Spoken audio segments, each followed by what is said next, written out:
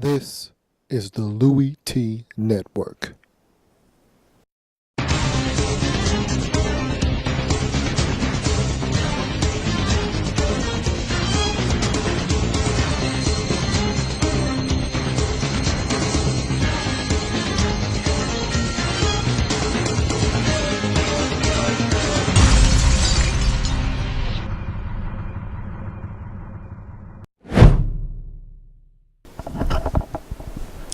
Well, if it isn't you again, if I told you once, I've told you 1,000 times. Don't watch me, watch TV. I know. But I'm on TV, so watch me. Welcome to the show. This is Pro Football Central Weekly, Tuesday edition, Week 4. I am your host, Louis T. Thank you for joining me today on the program. There's a lot to get to. Week 3 of the National Football League is officially in the books, with Monday Night Football taking place last night and the Oakland Raiders being disposed of by the Denver Broncos. That puts a cap on Week 3. Let's break it all down and start to look forward to Week 4. So, my big takeaways from Week 3 of the National Football League, and I want to start with big winners. The big winners of Week 3, and I have 5. And let's just go in order. Cincinnati Bengals, huge win at home. Huge win versus the Green Bay Packers in a game that many of us thought, hey, this is going to be a tough test for them. Want to see how they respond at home. Aaron Rodgers and company, fresh off of a blowout win over the Washington Redskins. They've got a little bit of momentum. They're going to Cincinnati. Bengals coming off of a nice win at home versus the Pittsburgh Steelers. Let's see how they were going to react to having a team that is a Super Bowl caliber type of football team coming to their place. How are they going to respond? Well, the Cincinnati Bengals answered the bell. Now, look, this game was full of ups and downs, full of adversity, a lot of turnovers. The Cincinnati Bengals jumped out to a 14-0 lead in this game before blowing that lead, and not just blowing that lead, not just allowing the Packers to tie this game or take a 17-14 lead. No, they gave up 30 unanswered points, and in that span, they turned the football over 4 times. Yet, they were able to overcome those turnovers, force some turnovers of their own, not only get back into the game, but win it on a turnover, if you can believe that, in the final stages of the game. And then they got the stop at the end to secure the victory as they were able to beat the Green Bay Packers 34-30. Huge win for the Cincinnati Bengals. Another winner. And teams get lost when they play on Thursday. It seems like it's so far away. But the Kansas City Chiefs, we talked about them here on this program last week on Thursday. They were a huge winner in Week 3. They went on the road, took care of the Philadelphia Eagles, and did it in convincing fashion, forcing turnovers, not turning it over themselves. Basically, everything that I said they would do and need to do to win, they did it. They didn't turn it over. They forced turnovers, and they went out and played Kansas City Chiefs football. They did it economically, and they won the football game 26-16, and now they're 3-0. Don't look now, but the Kansas City Chiefs, led by Andy Reid and Alex Smith, are now 3-0. And look, just call them the NFC East Slayers. They've beat the Cowboys, they've beat the Eagles, and guess who's up next on the docket? The New York Football Giants, who, by the way, are 0-3. And so just call these guys the NFC East Slayers, because they're just going down the list and chopping down these NFC East teams. They're now 3-0, and they've looked pretty impressive doing so. Next big winner in Week 3, the Indianapolis Colts. What a performance they put on Sunday afternoon out at Candlestick Park. No one saw this coming, maybe except the Indianapolis Colts themselves. They went out and did what I said they were trying to do. They've been trying to play a different brand of football this season. Hasn't always looked like it looked on Sunday. As a matter of fact, it has not looked anything the way it resembled on Sunday. This team looked like a different bunch. on Sunday versus the San Francisco 49ers. They stifled the run after that first possession. Now, look, that's debatable because I don't know if they turned the lights out on the running game or if the San Francisco 49ers themselves turned the lights out on the running game. Either way, the running game ceased to exist after that first possession. They absolutely bottled up Colin Kaepernick, forced him into some mistakes, and basically limited him to next to nothing in his football game. So defensively, they were airtight. They were physical. They were aggressive. They were fast. They looked like the San Francisco 49ers. They looked like the aggressor, the bullies in this football game, not the San Francisco 49ers. On offense, they ran the football. I mean, they smashed the 49ers in the mouth. I mean, it was like the 49ers were looking into the mirror in this game, and they didn't know what they were looking at. They were staring right into the mirror, but it was unfamiliar to them, and they absolutely pounded the football, did the Indianapolis Colts. Ahmad Bradshaw had a huge game, and they ran the football. Andrew Luck played mistake-free football, and they did everything necessary to go into San Francisco and embarrass the San Francisco 49ers, out-physical them, punk the San Francisco 49ers 27-7 in San Francisco. Huge win for the Indianapolis Colts. Very impressive.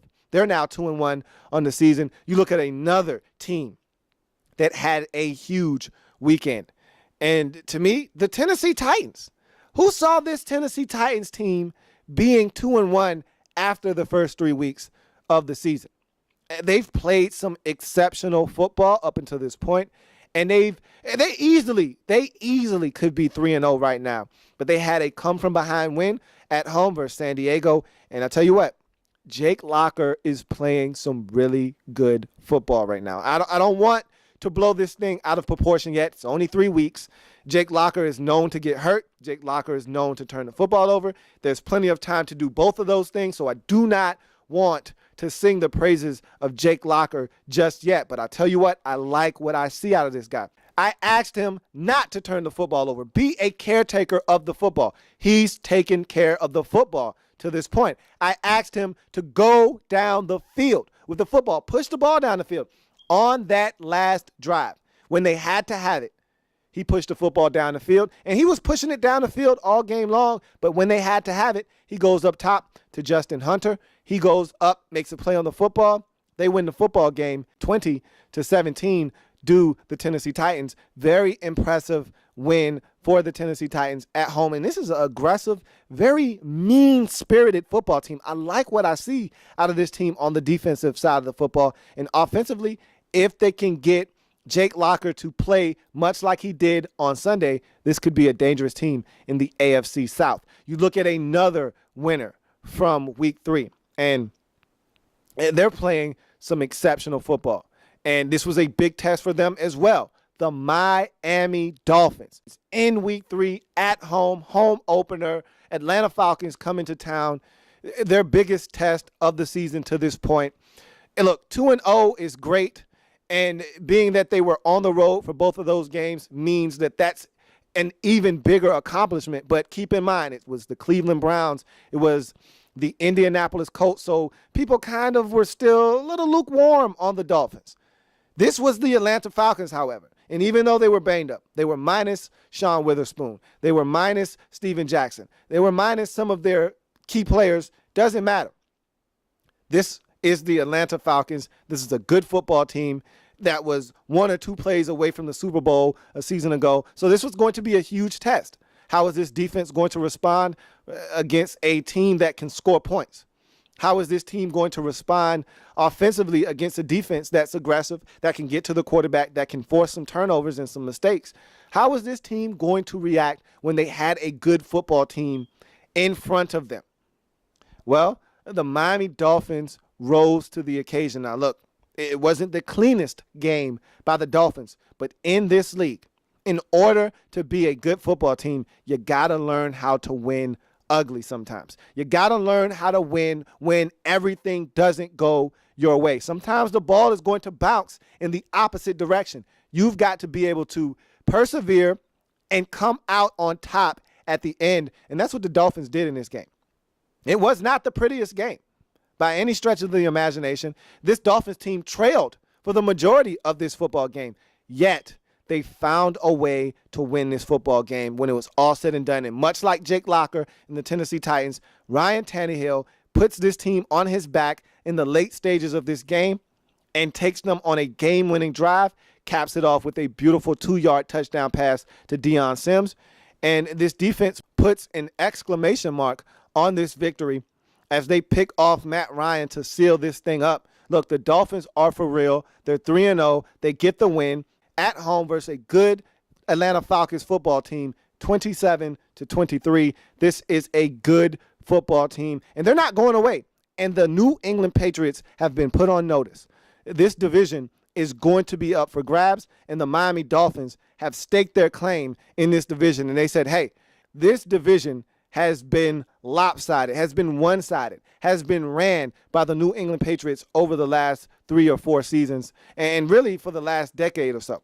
Someone has intervened every now and again. The Dolphins have won at one time, but for the most part, this division has been run by the New England Patriots. It is going to be very interesting to see how this division unfolds as this Miami Dolphins team continues to play solid football. They've got to continue to play consistent football. The Patriots have been here, and they're not playing that good of football right now, are the New England Patriots. They're still trying to find themselves, but the Patriots have been there. They've done that. They understand what it takes to get to the top of the mountain in this division. The Dolphins, not so much, and so they have to continue to play consistent football. I'm going to absolutely enjoy watching this division in the AFC East unfold itself, but the Dolphins will be one of the main players in this division when it is all said and done. So those are your week 3 winners for me. A lot of good football this weekend, a lot of teams making definitive statements in their wins over the weekend, and so those were the 5 teams that stuck out for me. We'll take a short break, come right back, and then I want to get into some quarterback talk right after this message. This isn't your average tequila. Distilled 5 times, bottled in pure crystal, and wrapped in satin. This is an experience of luxury for people who appreciate the finer things in life. Bonita Tequila is elegant, sophisticated, luxurious, worldly, refined, and beyond perfection. This is the exclusive drink of the modern sophisticated. Try Bonita Tequila, the ultimate tequila experience. Before I move on any further, time for that shameless plug that we all love. Visit the site profootballcentral.com. There's something for everyone on this site. Print articles, podcasts, find your team, find the podcast, enjoy it. There is something for everyone on the site, profootballcentral.com. Now, with that out of the way, let's talk quarterbacks and quarterbacking situations more specifically. There are some situations in the National Football League that are unstable at the quarterback position, and you know my stance on this. For those of you who don't, it is simply this. If you don't have a quarterback, you don't have a chance in the National Football League. It's really simple. The quarterback is the key. He's the guy that on most plays, if not all of them, touches the football on the offensive side of the ball. When the team wins, he gets the praises. When the team loses, he takes the blame. So the quarterback is the most integral part of a football team. And if you don't have one of those that can get it done, you don't have anything. You might as well quit and start over from scratch. And so let's talk about some situations that are unstable right now. And I want to start with probably the worst quarterbacking situation. Okay, not probably, the absolute worst quarterbacking situation in the National Football League right now. Hands down, that belongs to the Jacksonville Jaguars. Look, Blaine Gabbert to me, and I said this when the season started. I said this all off season. Give the man the football. Give him one last chance to hang himself. Allow him to do so and then move on. He hasn't really had the opportunity yet in 2013 in his defense. He played one game, didn't play that well, but he got injured. Didn't play in week 2. Didn't play in week 3. He'll be back for week 4, it seems like.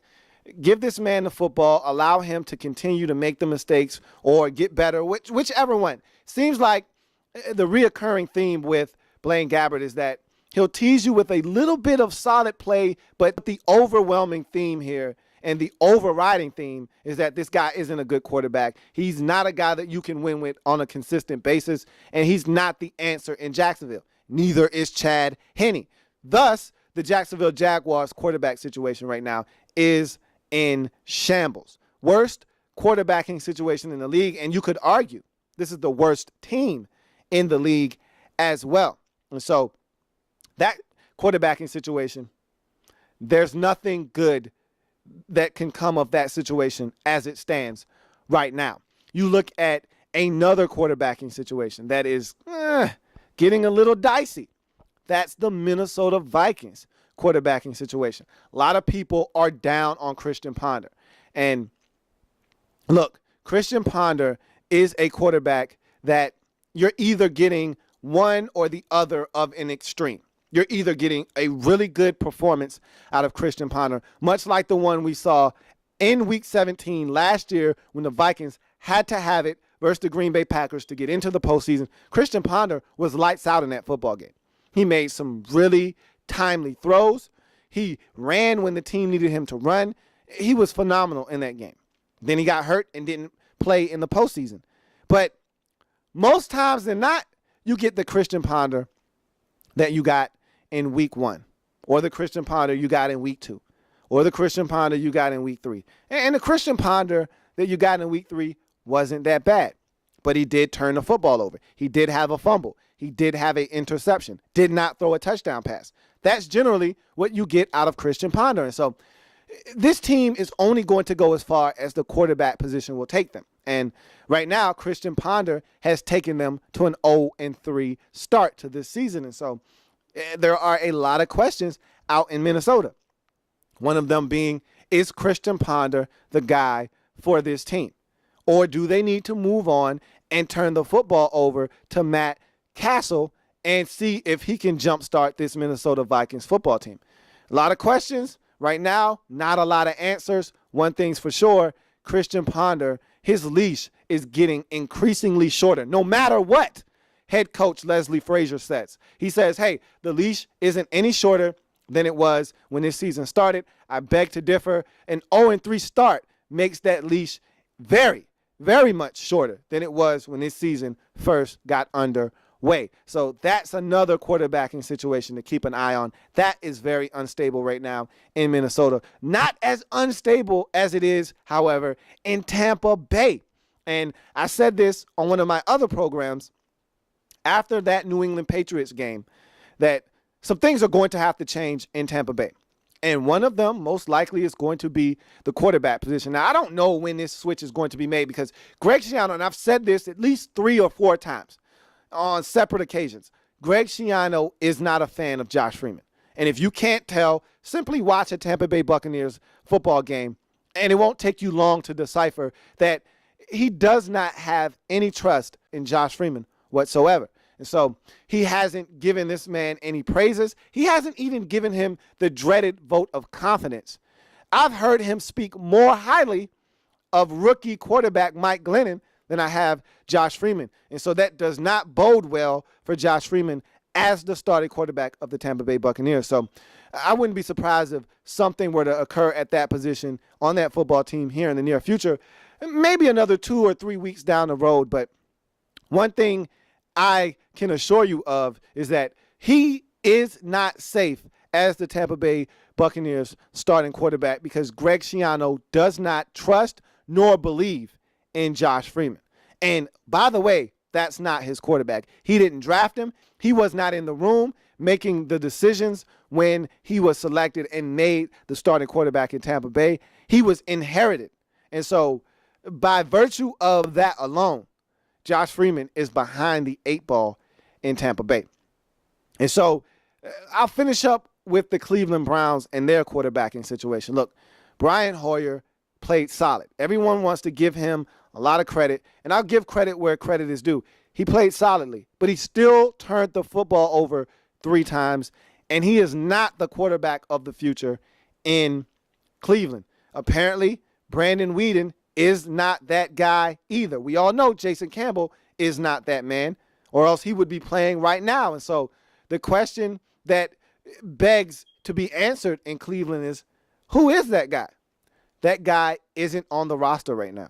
And so that quarterbacking situation in Cleveland, still up for grabs for this season, but next year there will be a new signal caller in Cleveland, and that guy is playing college football right now. So the Cleveland Browns situation isn't that stable either. Brian Hoyer, for 1 week, seems to have a hold of this job, but if he lays an egg at home versus Cincinnati this week, Brandon Weeden might get his job back, and we'll be back to the Brandon Weeden experiment in Cleveland. So it's really a unstable situation in Cleveland at the quarterback position as well. But to me, those are the most unstable, unreliable quarterback situations in the National Football League right now. And I find that very interesting because we're only a quarter into the NFL season, and yet we find teams who are having problems with their quarterback situation. It's too early for that, and yet we find teams that are already struggling with the most important position on the football field. And so with that, I've given you a lot, but you still have space, I know it, for that mental snack.